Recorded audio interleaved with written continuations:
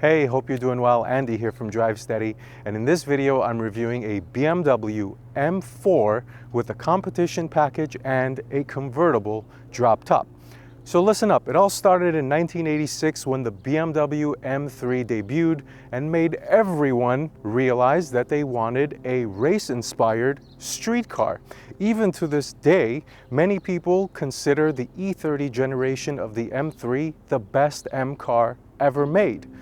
So let's put the M3 nameplate aside for a second and let me remind you that this is the first ever M4. That's right, many people forget that originally it was just the M3 and then at one point it was the M3 coupe and the M3 sedan, but BMW has decided to differentiate those two and now you have the M3 sedan, and for the first time ever we got the M4 coupe. Speaking of first, how about the introduction of forced induction engines? Something BMW M cars aren't really used to. And now we're gonna get this. So gone are the days of naturally aspirated engines, and that second generation of the M4 is right around the corner. But with its normal sized kidney grills and rather punchy engine, is this first generation of the M4 a undervalued, underappreciated, and forgotten sports car? How about to go as far as to say that this one is going to be more desirable in the future? I'll cover all of that and more in this review of the BMW M4.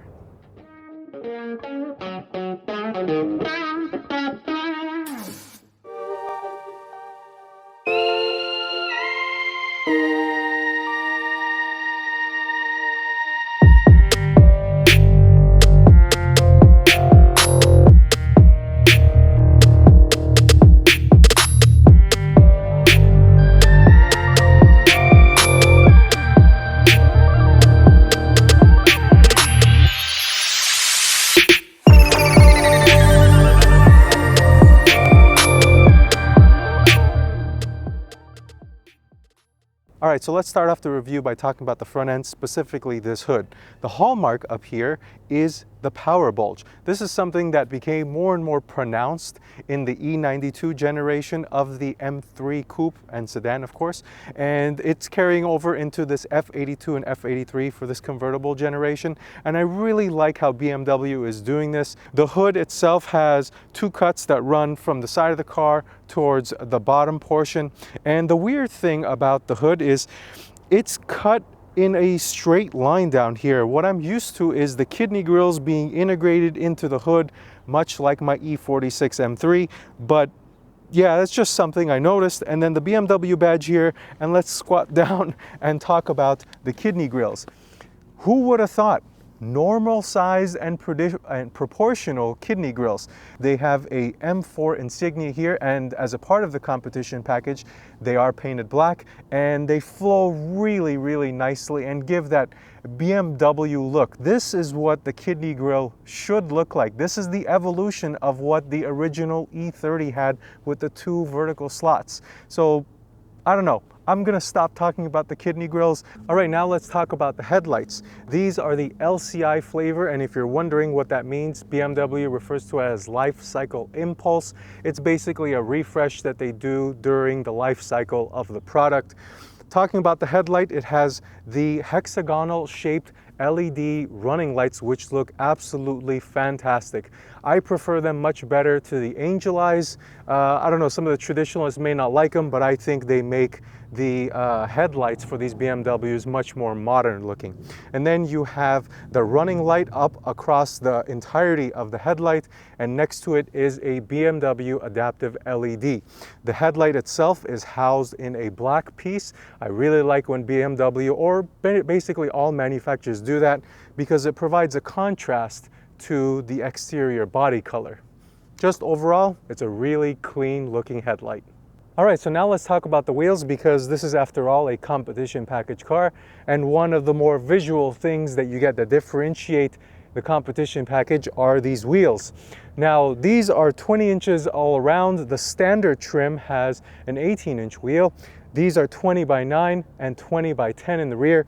I remember when they came out, people absolutely hated them. They thought they were too busy and they were ugly, and the regular wheels look so much better, and people even went as far as to say the 18-inch wheels look better.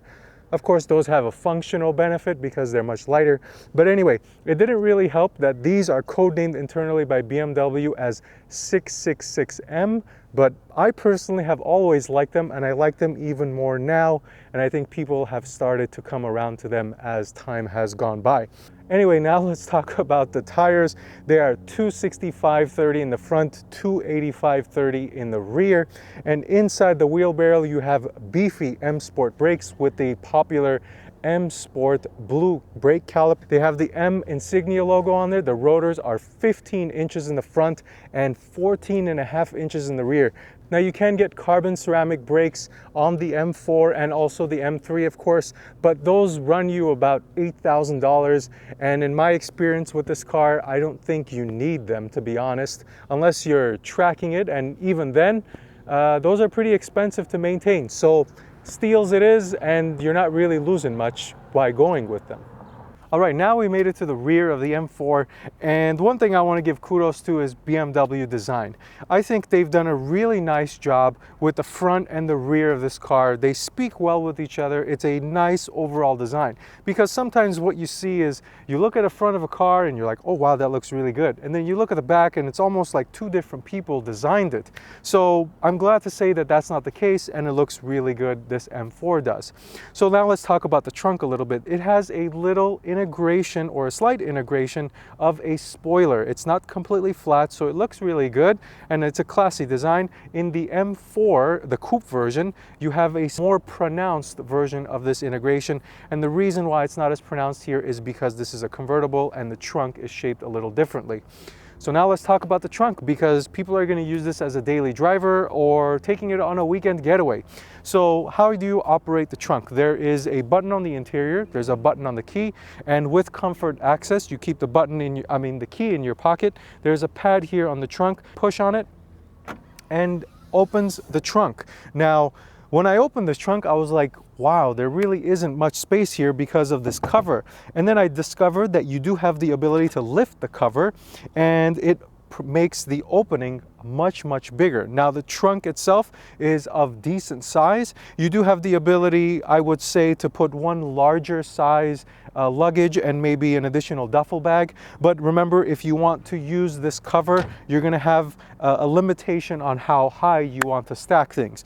But anyway, you close this cover and it makes it look nice and tidy in here. To close the trunk, you do not have a grab handle, so you are going to have to put your fingerprints or palm on the paint of the vehicle, and then closing it has a pretty substantial feel. It is pretty tight, it's not heavy, but closing it, it's a soft close, which is always nice as a convenience feature. So overall, pretty good trunk space in this M4. All right, so now let's talk about the rest of this rear end, continuing with the taillights. And of course, these, as a part of the LCI or the refresh, did get changed. They have a LED ring inside of them. They look really nice at night. I really like the way BMW does their headlights and their taillight refreshes. Separately, you have the BMW logo here, and you'll notice that this car does not have the M4 badge because the owner has removed it. But if it was there as a part of the competition package, they would be painted in black. Coming down, there is a diffuser down here, or a lower bumper. These side vents do not allow air outside. They are fake, which is very disappointing considering that this is a M car. But the diffuser down here is a really nice shape. It looks pretty good. And then the exhaust. This is the hallmark of all BMW cars, the quad tailpipe design. I really like the way it looks. It's painted in black, again, as a part of the competition package. The muffler shape is really good. The muffler size is also really good. It's not too big, it's not too small. I think it flows really nicely. The one complaint I do have about it, as many people do, you can still see the tin can muffler underneath or behind the muffler tips. I cannot believe BMW continues to do this. They started doing this in the E92 M3 and they're still doing it here, but I'm going to stop talking about that because the most important thing about a muffler or an exhaust is the way it sounds. So let's take a listen.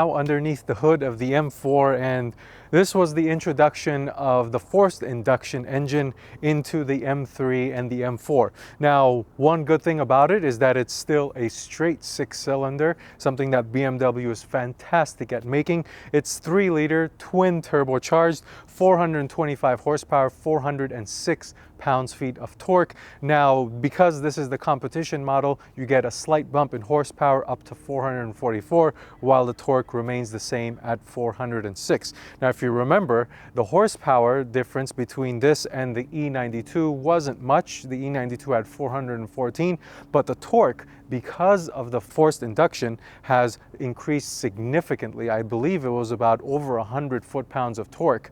So the difference here is that you get a little different feeling. You don't have to wind it out as much as you did with any of the prior naturally aspirated engines, but this does still have a pretty high red line of 7,600 RPM.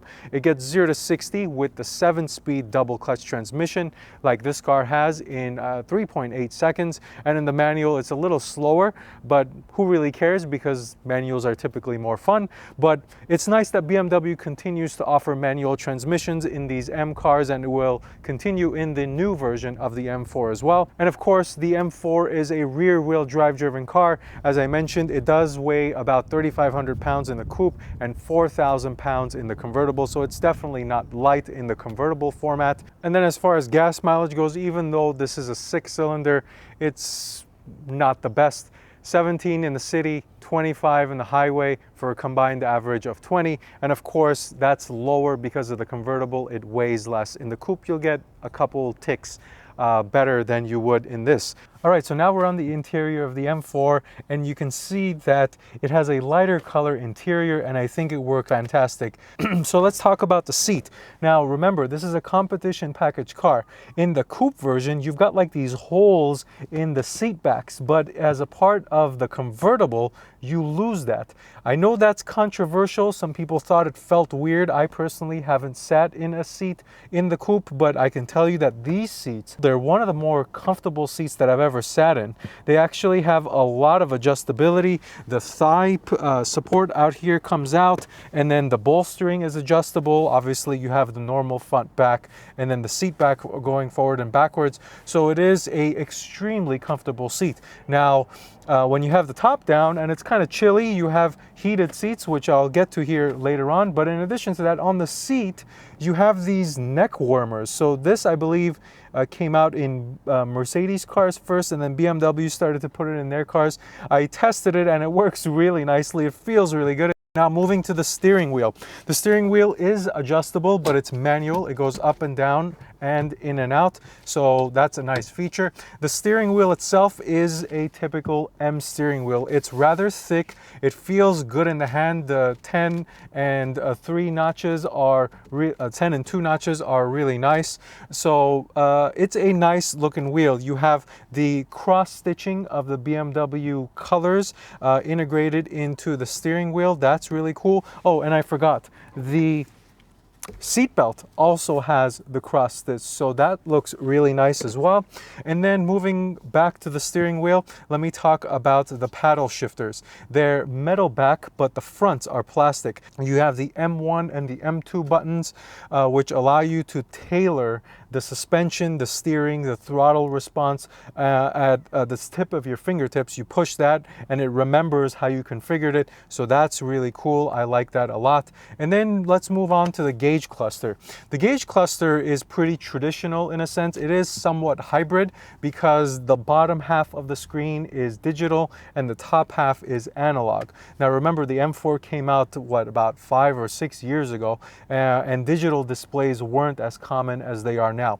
But the nice thing about them, it does have a very clear text, and then inside or the bottom half of the gauge cluster, it's got a lot of information, your trip, your computer, all of that stuff, your MPG, so it's pretty common. It's not overly loaded, much like you see in a lot of new cars where the entire gauge cluster is digital, but it is functional. Moving up, this car has a head-up display, and the head-up display in this car is really nicely done. I'm not a big fan of heads-up displays, but I do like the way BMW has done this one. At one point, it was unnoticeable, and then I was like, oh wow, there's a head-up display there. So that's what I really like. I don't like when head-up display is really in your face and impeding your vision. And moving to the infotainment screen, it is 8.8 inches. It is a touch screen, so it does have that capability considering that this is an older generation. The software inside of it, the iDrive, is also of an older generation, but it's still clean, it's easy to use, it's fairly reliable. The menus aren't too complicated. The fact that it's got this I guess widget style layout where most of the things that you're going to use on a day-to-day basis are laid out right in front of you, like communication and your radio and then your navigation. You have the ability to just click on it and see everything. So it's really good. There is a carbon fiber piece that runs along the dashboard, which is a very high quality. It's a glossy finish. And then you've got something that you typically don't see nowadays is a single CD slot. So these are pretty much gone. And then coming down even further is a climate control vent. Sitting in the most recent Supra, this is kind of very much at home. This looks exactly like the Supra does, or maybe we should say that the Supra looks exactly like this. But anyway, let's continue on. Now coming down to the gear selector, I'm going to show you how this thing works, and it's really interesting because it doesn't have a park button. So first let me show you how it works. So you push your foot on the brake and then it'll start up in neutral. You have to push it once to the right to put it in drive, and then you can push it to the right again, and then that puts you into manual paddle shifting mode. You push it to the left, that puts you in neutral. You push it to the left all the way and then you push up, that'll put you in reverse. Going back to when you're in drive, pulling the shifter down will upshift, and then pushing it up will downshift, so it's somewhat in reverse. Some people don't like that, but hey, that's how BMW does it. But going back to that park button, there really isn't a park button here. So what are you supposed to do? And remember, you can't leave it in neutral and turn the car off. It will not put it in park for you, and it will put an indicator up saying you're in neutral and you can't lock the car. So what are you supposed to do? You put it in D, you pull your parking brake, of course, and then you push the power button, and then you push the start stop, and the car will put itself in park automatically. So I figured that out as I was fiddling around with this car.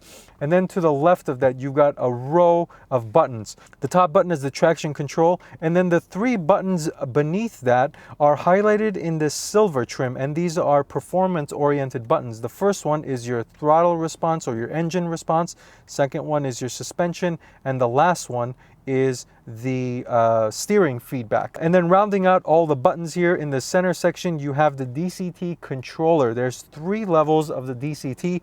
Now, I thought it was just a matter of shifting speed, but it's not. The lower setting that you're in, the sooner the transmission shifts. So if you're in the first setting, and if you're driving normally, it will shift at about 2,000 or 3,000 RPM.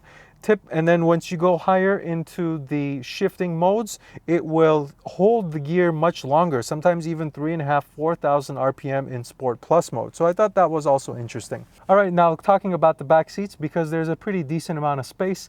But before going back there, let's talk about how you get back there, or how you operate the seat. So there's a little latch on top of the seat. You pull that and it comes forward. But there's also an electronically operated switch which pulls the seat forward and allows for easier access into the back seats for entry and for exit. So that's a really cool feature. I also saw that in the M2 competition. But once you're sitting back there, there's a decent amount of room with the top up. And in addition to that, I sat behind myself and there's a decent amount of leg room, so I didn't really feel cramped at all.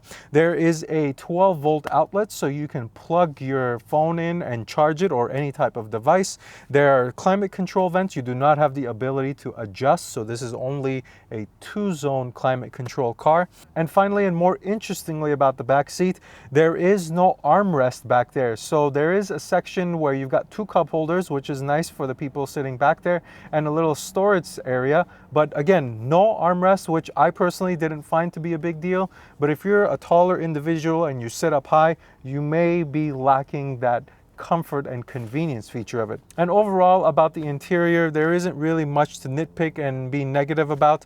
It is dated, of course. It's a dated design, but it doesn't look terrible. It's nicely laid out. The seats are extremely comfortable. I like the fact that they're a lighter color. It gives that contrast between the exterior paint and the interior paint, or the interior color.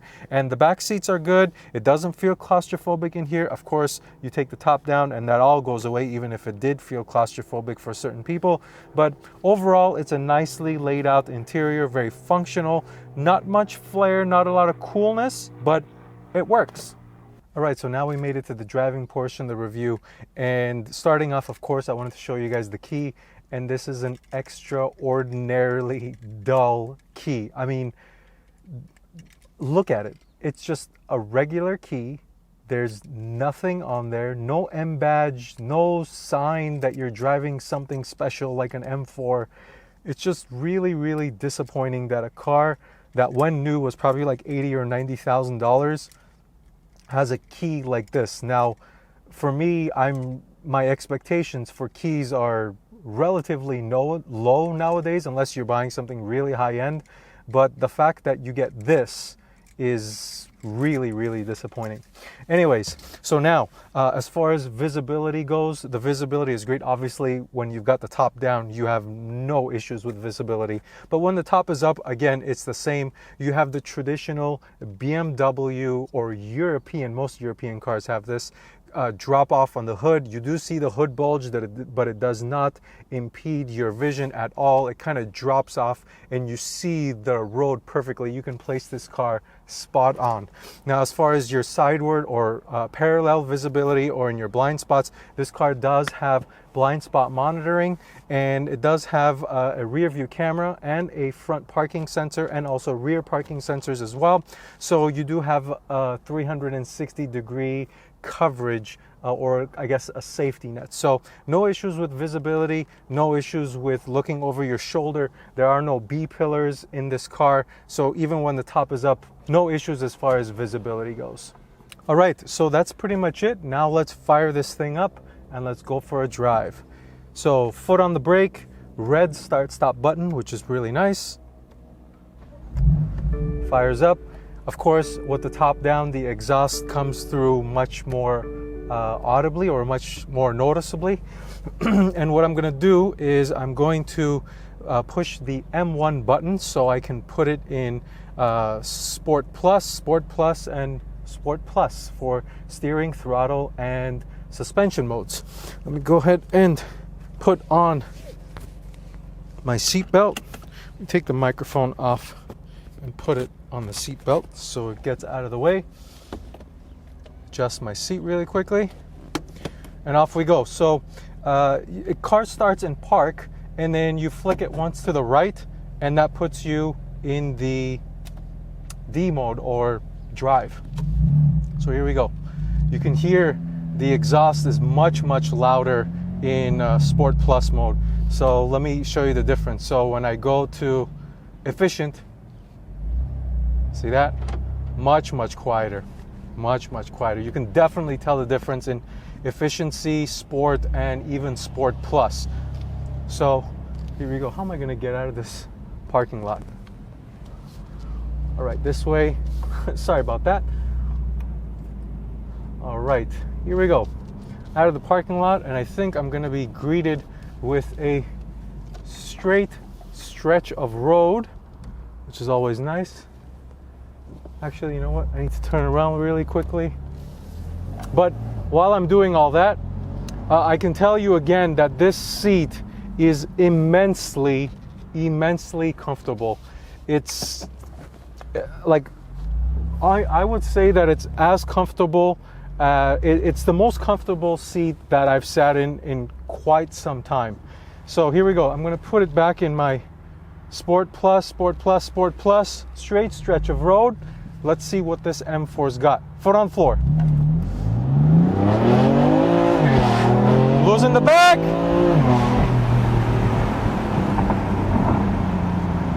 Little bit of turbo lag. That's expected. It did lose the rear end a little bit.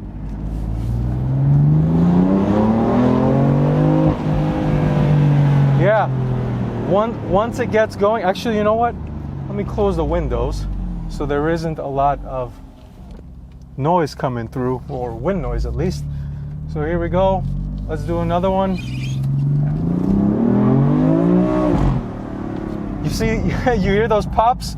So that's one difference between efficient, sport, and sport plus. In sport plus, you get those pops. It won't do it when you're high in the rev band, but when you shift and you're in sport plus, it pops, and then you get this sense of crispness and satisfaction. Let me see if I could do it again. But low down in the rev range, it's somewhat dead. It's not as dead as an E92 or an E46 where you've pretty much got nothing down low, but let me see. Down first, here we go. You hear that?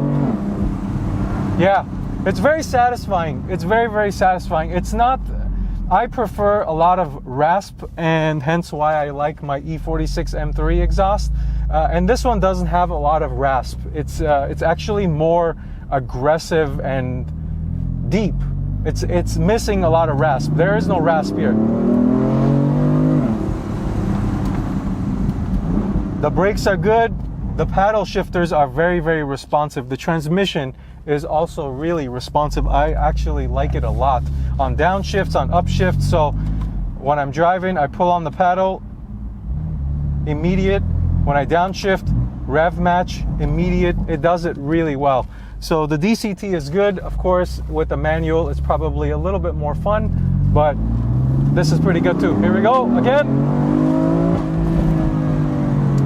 It's very, very, it's not super fast. It's not overwhelming. Like, I've read some reviews saying that it's overwhelmingly fast. It's really, really fast. I personally don't agree with that. I don't think it's extremely fast. It's quick, but it's not like terrifyingly fast or like out of control. It's definitely point shoot, but overall, it's pretty good. I don't have anything to say about the speed.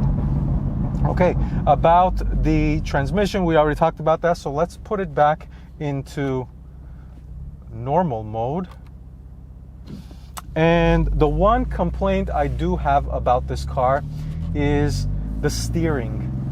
I feel it's kind of rubber bandy, for the lack of a better term. It's, I don't know, I'm not feeling like there's a total connectedness with it. It's good. The handling is good. It's very direct. With the convertible, there is a little bit more body roll than you would expect in a coupe. Even though I've never driven the coupe version of the M4, so I can't compare it, but I can tell that there's some body roll here. But that's kind of my only complaint about the driving.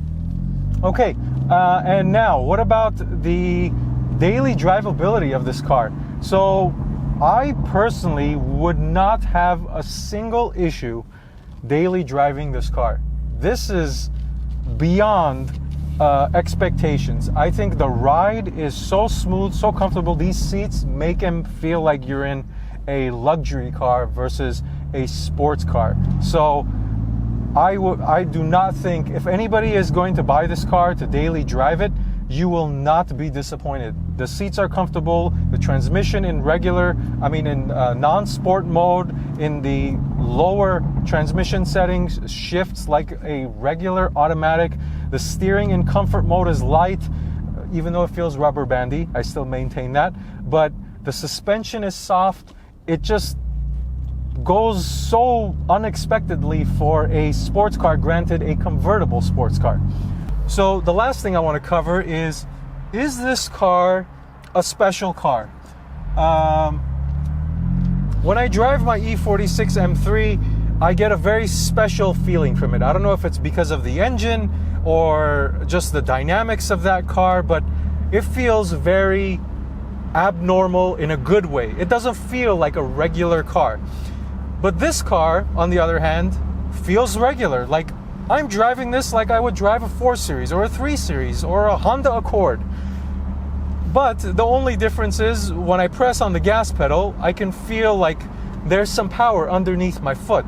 But overall, it feels normal. I don't know, is that a bad thing? Because M cars typically have this dual nature personality. They're supposed to be good on a day-to-day basis, and they're also supposed to be good when you're having fun. So it's good on a day-to-day basis, but I feel like it's missing a little bit on the having fun side. The convertible top down is really good. The exhaust in the competition pack mode is really, really good, but it just feels somewhat bland. I don't know what it is. Is it the steering, or is it the engine response? Or maybe it's just that I'm so used to the S54 rasp and that experience that this seems somewhat dull. Or even when I compare it to my Shelby GT350, it just seems somewhat dull. But overall, this car is an absolutely fantastic car for anybody who's looking to buy a convertible and to enjoy it on sunny days like this. Is it a amazing performance car? Is it going to knock your socks off with a bunch of speed? No, it's not. Is it going to be like this ultimate performer where you get this sensation of driving and connectedness? No, it's not. But it doesn't take away from the fact that it maintains some of that, well, not some, most of that M dual nature character of a good daily driver and a good fun car. I think it's gone down in that fun car category a little bit, but overall, this is a fantastic car, and I think a great buy in the used car market. So that's really all I've got. If you have any questions that I have not answered, please do not hesitate to put them in the comments below. But thank you for watching this video. Until next time, drive steady.